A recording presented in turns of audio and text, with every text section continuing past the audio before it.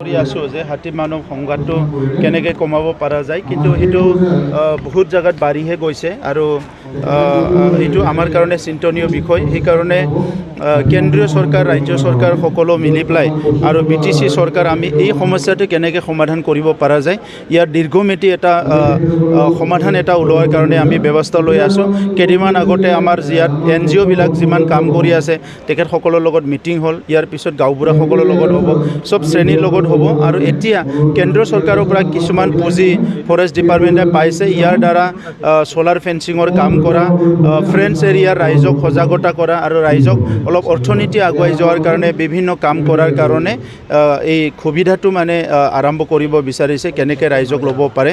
আৰু সজাগতাটো মেইন। আৰু ইয়াৰ লগতে এনিমেল হেবিটেশ্যনৰ যি অঞ্চল আছে তাত ফৰেষ্ট কোৱালিটি ডেভেলপ কৰা, তেখেতসকলৰ খাদ্যবিলাক অলপ তাতে যাতে বেছিকৈ পাব পাৰে, ইয়াৰ কাৰণে বেছি ব্যৱস্থা কৰা, তেনেকুৱা বহুতখিনি কাম আমাৰ হাতত আছে।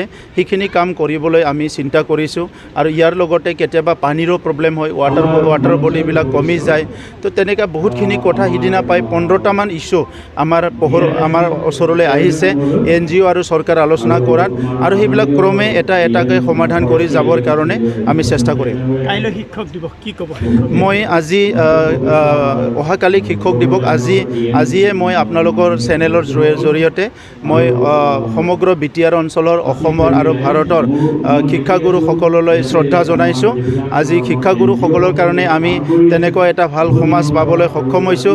আমি চাইণ্টিষ্ট, ডক্টৰ, ইঞ্জিনিয়াৰ, বহুত ভাল মানৱ সম্পদ পাবলৈ সক্ষম হৈছোঁ। সেইকাৰণে শিক্ষাগুৰুসকলৰ যি পৰিশ্ৰম এইটো আমি সদায় শ্ৰদ্ধা কৰিব লাগিব।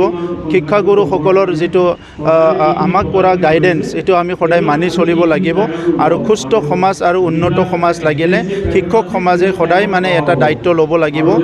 আগত লৈ অহা দায়িত্ব আৰু অনাগত দিনত ল'বলগীয়া দায়িত্বৰ কাৰণে শিক্ষক সমাজক মোৰ তৰফৰ পৰা আন্তৰিকতাৰে অনুৰোধ কৰি আৰু ধন্যবাদ জনাই মই সকলোকে শুভেচ্ছা জনাইছোঁ। মুখ্যমন্ত্ৰী এটা টুইটে কিন্তু শিক্ষক সমাজৰ বিশেষকৈ যিসকল ভেঞ্চাৰ স্কুল আছিলে অসমীয়া মাধ্যমৰ তেখেতসকলৰ মাজত হাহাকাৰৰ সৃষ্টি হৈছে, কি টুইট কৰিছে? তাৰমানে আফচোল আৰু হেৰিৰ লগত যি বহিছিলে চাওক, এইটো মানে 6.3 যিটো Btr একৰ্ডৰ 6.3 মতে স্কুলবিলাক প্ৰভিঞ্চিয়েলাইজ হ'ব লাগে। আৰু BTCৰ ভিতৰৰ যিখিনি স্কুল, এই স্কুলৰ ভিতৰত বড়ো মিডিয়াম, অসমীয়া মিডিয়াম, ভেঞ্চাৰ স্কুলটো মানে প্ৰভিঞ্চিয়েলাইজ হ'ব লাগে। আৰু BTCৰ বাহিৰত বড়ো মিডিয়াম প্ৰভিঞ্চিয়েলাইজ হ'ব লাগে, তেনেকুৱা কথা লিখা আছিলে।